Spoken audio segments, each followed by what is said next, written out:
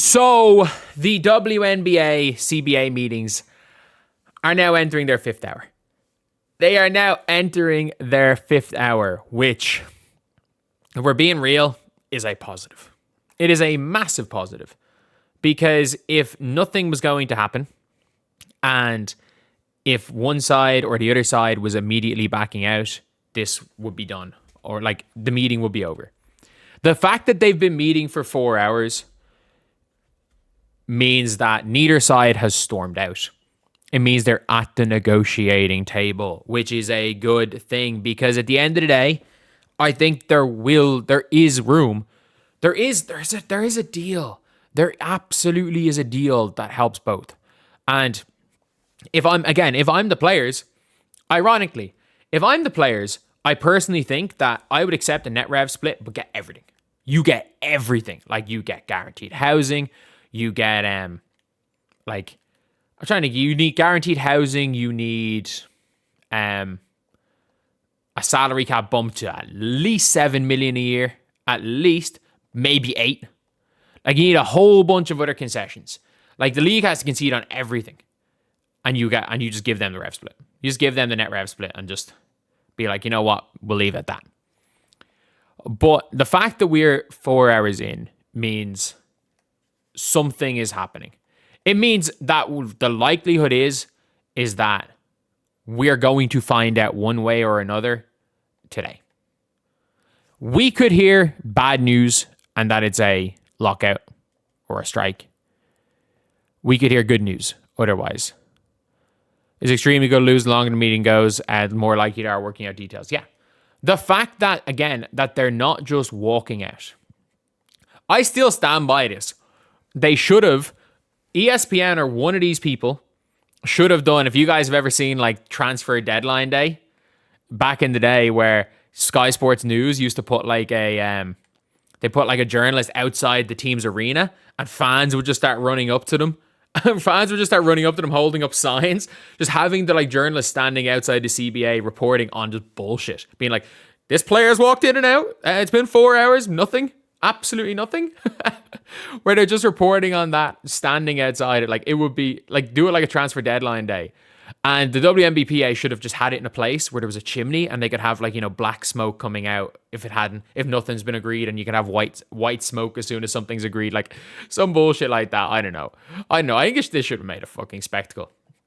And all 70% of all revenue gained by the CBA negotiation show goes to the players. Imagine actually just doing it as being like, you know what, we're trying to raise money, doing a LeBron the decision type thing. We're gonna go and to raise money. Jesus Christ, I don't know what the hell happened there. I clicked off I X'd out of a tab and a random video just started playing. Yeah, it is a mad all around situation now with what's happening, and it's why this took till now, I don't know.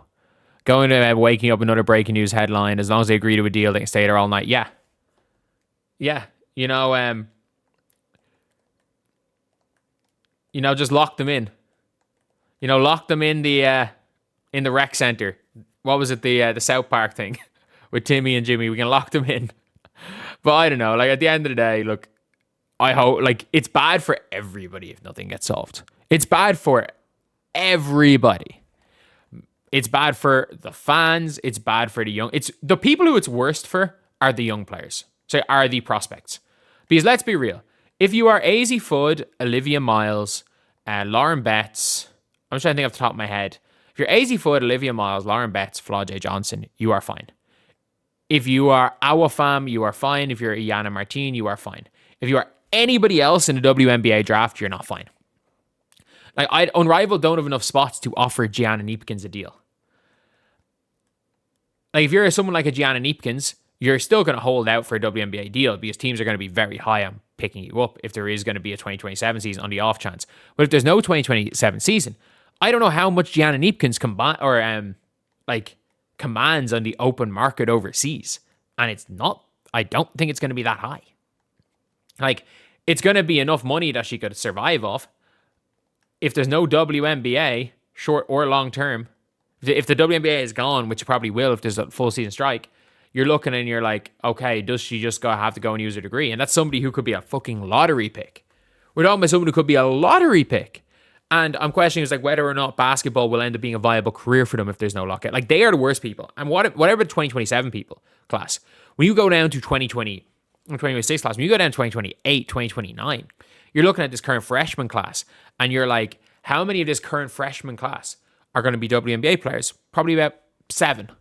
How many of this current freshman class are big enough names that they're going to be able to make a big career out of basketball if there's no WNBA?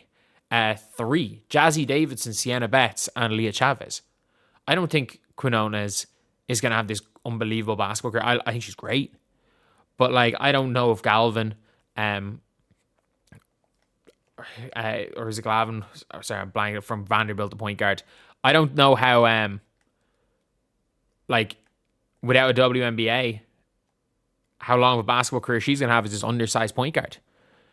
Like, a lot of overseas teams more than anyone just look at the physical stature of players.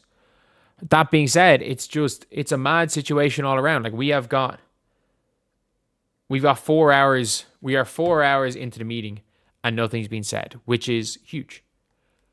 And I think we all kind of hope something. And one way or another, like, I don't want to have to. Like, I know people want to say, oh, you know, it's the only content there is talking about CBA. Yeah, there is. And I mean this when I say this. I don't want to keep covering the CBA. And people are like, oh, but what? Like, if there's no CBA, you've got nothing else to cover. Like, oh, you're just gonna go back. It's like, well, yeah. Like, I need to know if there's, like, I really want to know one way or another so I can plan accordingly. Just like, again, all of these WNBA journalists, I'm in the same kind of rough industry as them. And it's like, I've got to plan accordingly. I can cover the NBA. I can double down on 2K. I can do consultancy work. Like, I need to know one way or another. Right now is not fun. It's not fun being in this uncertainty limbo. It's like, I started off this channel and started doing NBA and WNBA stuff when I knew 2K was in the shitter. When 2K was in limbo for me, like, I wasn't really doing much when it was in limbo. And right now we are absolutely, like, we're in the middle. No one has a clue what's going on. And hopefully by the end of the day, we find out one way or another. Because even if it turns out that the WNBA season is gone, at least players, at least the league, at least teams can prepare accordingly. At least potential investors, at least people, the media covering the league, people can prepare accordingly if we know one way or another. If we come out of today and people are like, oh, we made good progress, like, there was progress made, there's not going to be more progress made. No side is going to concede after today. We are going to know one way or another after right now.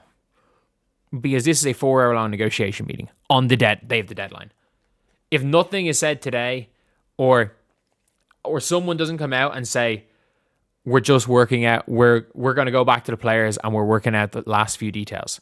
If we hear anything other than this is extremely close and we're working out the last few details and we're going to try to get it sorted the next few days from both sides, just end it now. But anyway, I'll see you guys.